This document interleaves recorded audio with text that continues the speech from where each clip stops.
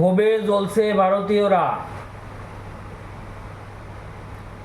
পাক জেনারেলকে উপহার হাতে তুলে দিল ডক্টর ইউনূস।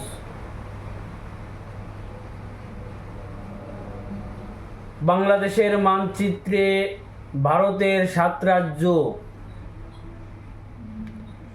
এটাকে কিসের ইঙ্গিত দিচ্ছে?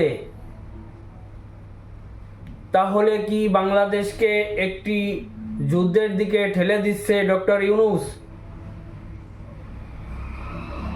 বাংলাদেশের মানচিত্রের ভিতরে ভারতের 7 রাজ্য ঢোকানোর কি দরকার ছিল? আমরা থাকি না আমাদের মতো। এখানে ভারতের 7 রাজ্য ঢোকানো লাগবে কেন?